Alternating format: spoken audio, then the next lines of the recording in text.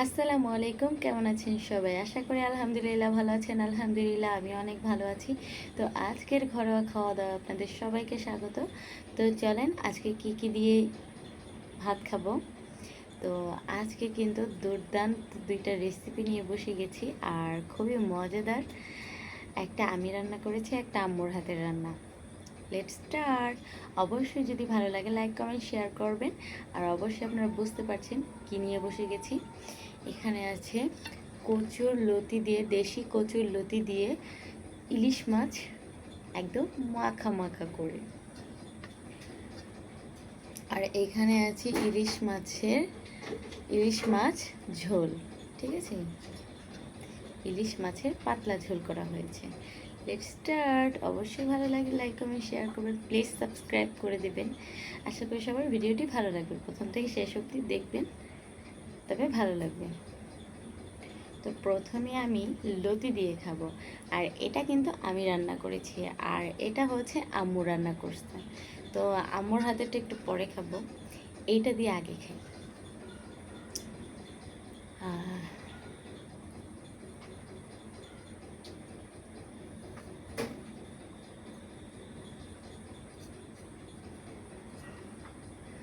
খুবই মজাদার, খুবই মজাদার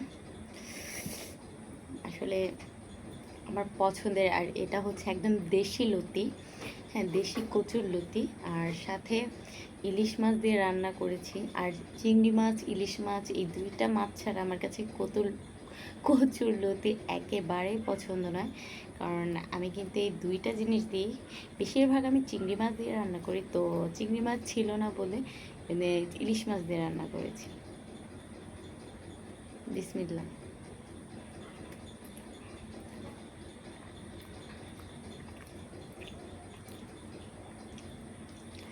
যদি বলি যে এটা গলেছে কিনা, চলেন দেখা যায়। দেখছেন, একেবারে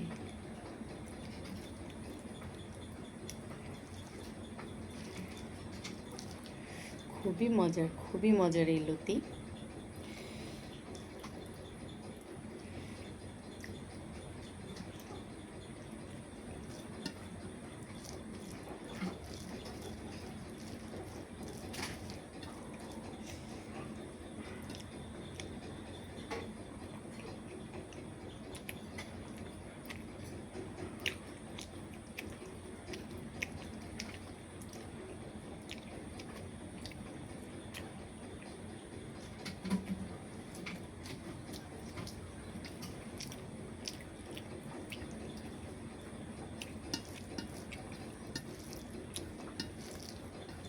এটা কিন্তু অরিজিনাল পদ্মার ইলিশ। কারণ পদ্মার ইলিশের স্বাদে কখনো তুলনা হবে না। পদ্মার ইলিশের সাথে কখনো অন্য নদীর ইলিশের সাথে কখনোই মিলবে না। পদ্মা নদীর ইলিশ অনেক মজা।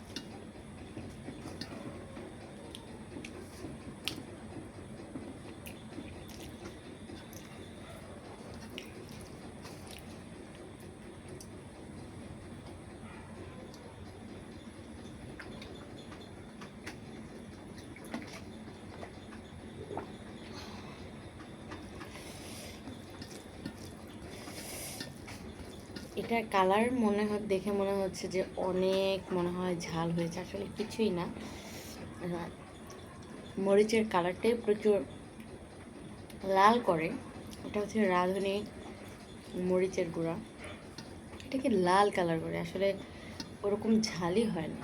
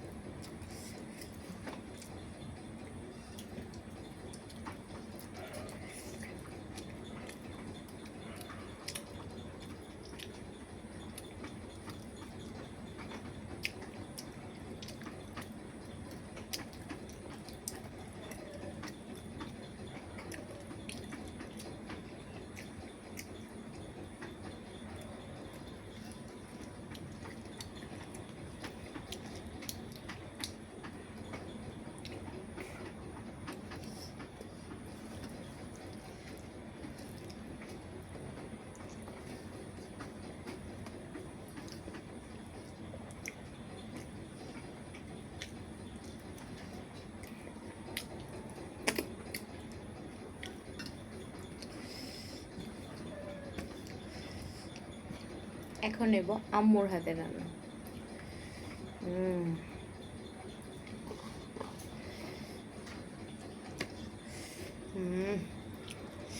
এটাও দেখে মনে হচ্ছে অনেক ঝাল না, আসলে কিন্তু ঝাল হয়নি। আসলে তরকারির মধ্যে ঝাল না হলে না কেমন যেন খেতে ভালো লাগে না। আমার কাছে ঝাল খেতে খুব ভালো লাগে।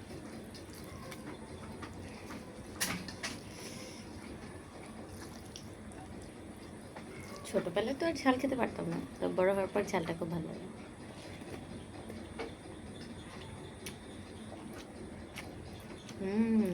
এই মাছটাতে ডিম হয়েছে।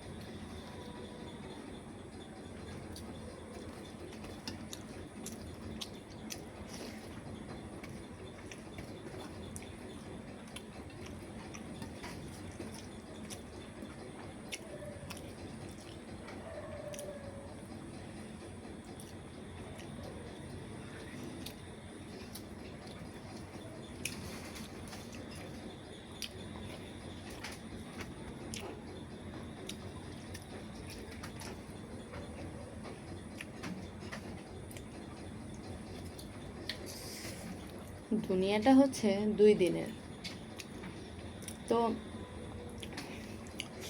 যতদিন আল্লাপাক বাঁচিয়ে রাখেন অবশ্যই কিপটামি না করে যার যতটুকু তৌফিক আছে ভাই খেয়ে মরে।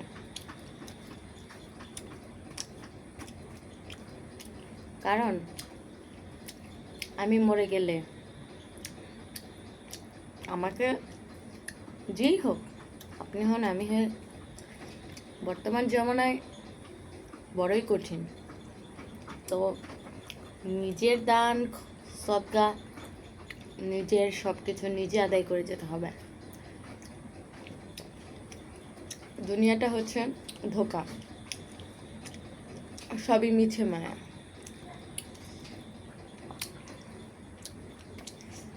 তাই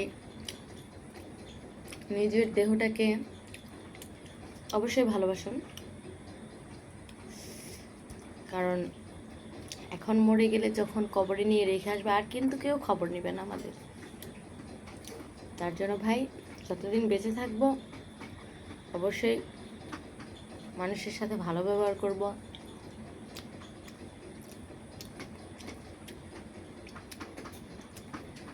মানুষের হক আদায় করব।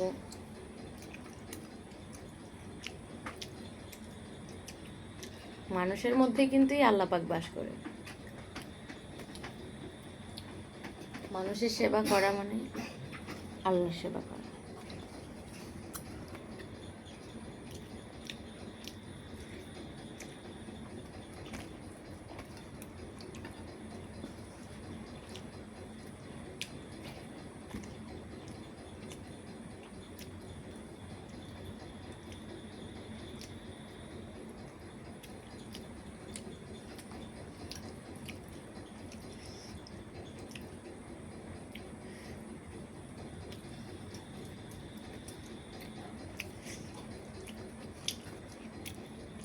যখন যেটা খেতে ইচ্ছে করবে তখনই খাবেন, যদি আল্লাহ পাক টাকা পকেটে রাখে। কারণ মরে গেলে ওই টাকা দান করার মতো কেউ থাকবে না।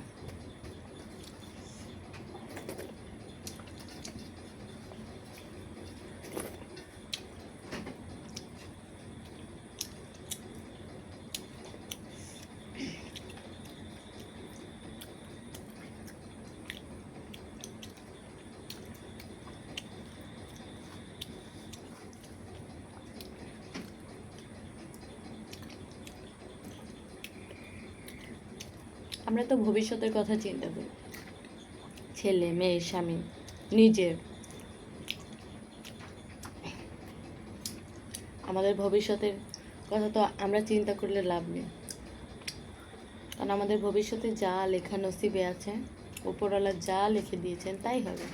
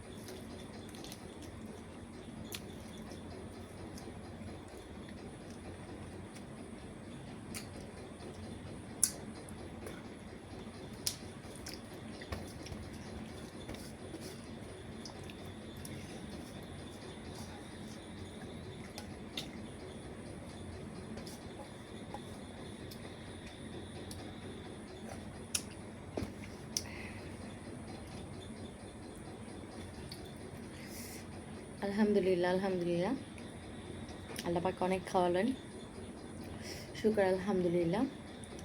তো সবার কেমন লাগবে জানি না, যদি ভালো লাগে লাইক কমেন্ট শেয়ার করবেন, অবশ্যই জানাবেন কার কার ইলিশ মাছ কচু দিয়ে পছন্দ, কচুর লতি কচু, এবং কার কার এভাবে ইলিশ মাছের পাতলা ঝোল পছন্দ। অবশ্যই কমেন্টস করে জানাবেন। আজকের মতো বিদায় নেব।